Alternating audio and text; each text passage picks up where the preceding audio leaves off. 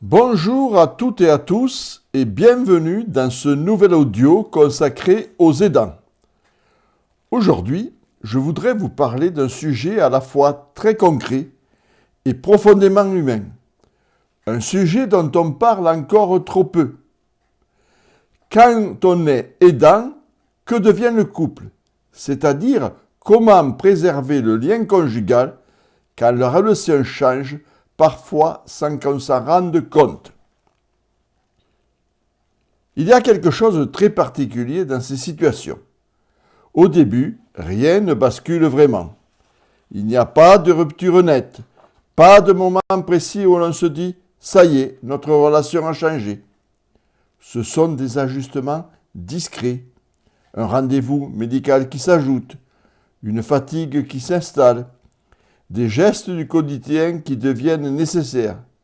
Et puis, peu à peu, quelque chose glisse. On parle autrement, on se regarde autrement, sans forcément s'en apercevoir.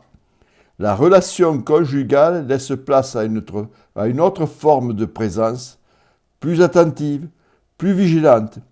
Et sans vraiment le nommer, on devient progressivement moins conjoint et davantage aidant. Ce changement est souvent silencieux.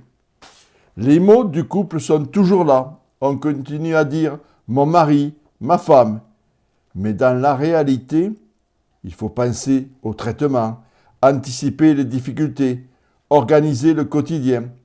L'attention se déplace. Et ce déplacement change profondément la relation. Elle ne repose plus seulement sur l'affectif, mais sur une responsabilité. Ce n'est pas un choix, c'est une adaptation.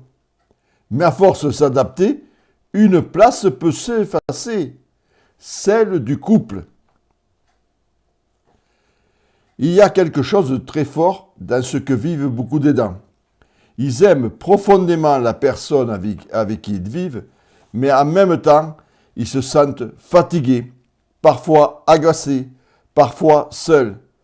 Et ça, c'est difficile à vivre.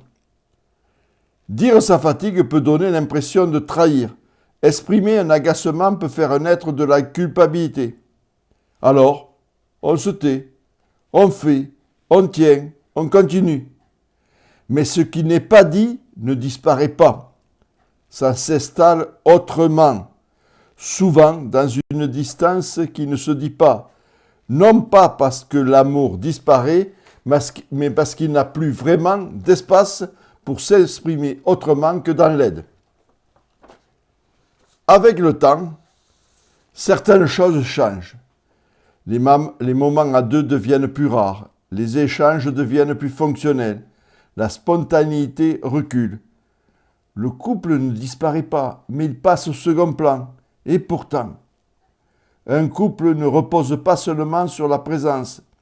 Il se construit dans le partage, dans les moments simples, dans une forme de réciprocité. Quand tout devient centré sur l'aide, cet équilibre se transforme. Il y a souvent une attente qu'on ne formule pas toujours. C'est retrouver la relation d'avant. Mais cette attente peut devenir une source de découragement. Parce que la réalité, c'est que la relation a changé et qu'elle ne reviendra pas exactement à ce qu'elle était. Préserver le lien, ce n'est pas revenir en arrière. C'est inventer autre chose, une autre manière d'être ensemble. Parfois, cela tient à peu de choses. Un moment sans parler de la maladie, un souvenir partagé, un regard, une attention, des choses simples, mais essentielles.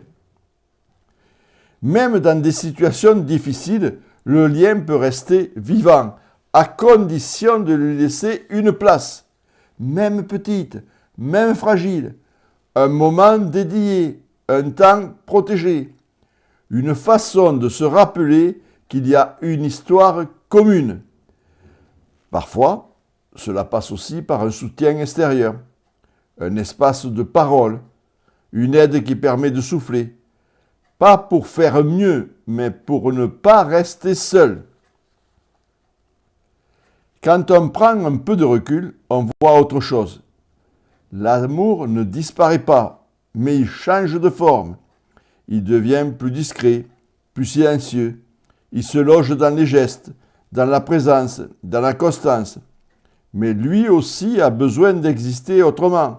Sinon, la relation peut se réduire à une fonction et le couple à un rôle. Cette réflexion, je la développe plus largement dans mon livre « Comprendre les aidants ». Quand aider prend toute la place, comment ne pas s'oublier? J'y explore justement ces mécanismes invisibles et ces tensions que beaucoup vivent en silence. Si vous souhaitez aller plus loin, je vous ai mis les liens en commentaire. Peut-être que la vraie question n'est pas de retrouver ce qui existait avant, mais de se demander qu'est-ce qui peut encore exister aujourd'hui, comment continuer à être en lien malgré tout ce qui a changé.